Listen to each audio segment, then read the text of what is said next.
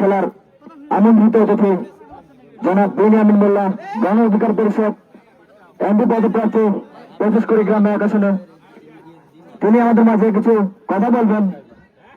আমি জনাবকে কথা বলার জন্য বিশেষভাবে অনুরোধ জানাচ্ছি। আসসালামু আলাইকুম, সবাই কেমন আছেন? আজকে খুব শীত পড়ছে, তাই না? এই শীতের ভিতরে ফুটবল খেলা, খেলোয়াড়দের হাতটাও ঠান্ডা হয়ে গেছে। খেলার ভিতরে কথা বলবো না।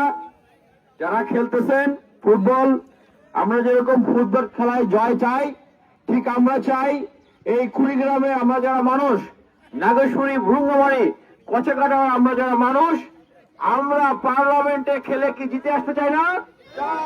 আমরা পার্লামেন্টেও খেলে ফুটবল খেলার মতো জিতে আসতে চাই। কারা কারা জিতে আসতে চান হাত তোলেন নাকি?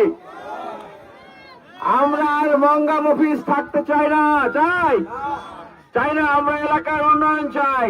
সুতরাং আপনারা সবচেয়ে যোগ্য যে ব্যক্তি, সবচেয়ে মেধাবী, সৃজনশীল, এরকম কাউকেই আপনারা এবার ইনশাল্লাহ সংসদে পাঠাবেন, যারা এই এলাকার দলমত নির্বিশেষে, শ্রেণী পেশা নির্বিশেষে, বিশেষ করে তরুণদেরকে নিয়ে কাজ করবে এবং সমগ্র বাংলাদেশে আমাদেরকে আর মঙ্গা মফিস বলে আমাদেরকে আর কটাক্ষ করবে না, বরং নেতার নামে পরিচয় দিলে, এলাকার কথা বললে আপনাকে আমাকে বাসায় সালাম দিয়ে এক কাপ চা খাওয়াবে নাকি?